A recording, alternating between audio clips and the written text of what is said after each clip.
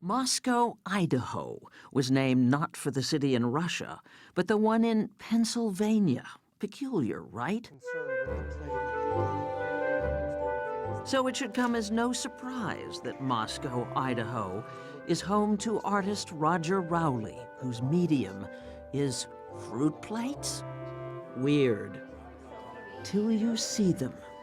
When you see this, it's like an explosion. And then you say, wow. And that's sort of what I was imagining, to have this thing be overwhelming as a visual experience.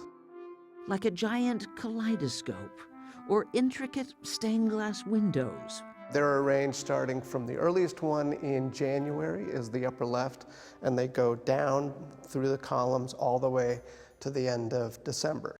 A calendar of color. It goes from relatively warm yellows and oranges into the deep, rich blues and dark berries. So there is this rainbow, and immediately that sense of the seasons is apparent. Up close, each one has an odd detail to reveal, or a story to tell. What's this one with this black blob at the top? My cat loves melon. It just happened to get right up there right when I had the camera ready. And so it was like, fine, BB, here you go, snap. So why fruit plates? 10 years ago, when this all began, the answer was simple: to convince his kids to eat fruit. The rule he set for himself: nothing too fancy. I wasn't trying to pick the perfect fruit. I was trying to be true to what it is you buy in the store at the farmer's market. Those are a little sweeter, but I think... But the Saturday market in Moscow, Idaho, is loaded with some of the most luscious fruit imaginable.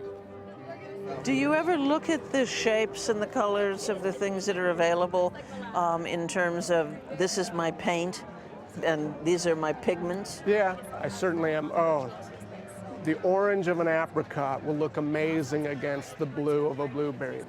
The market just happens to be next to the gallery where the fruit plates were being shown. Look at that blood orange right there. People do make the connection between what's outside and what's inside. No accident, since Roger Rowley is its director. I think this is a true artist who can figure out how to make art out of their kids' breakfast plates.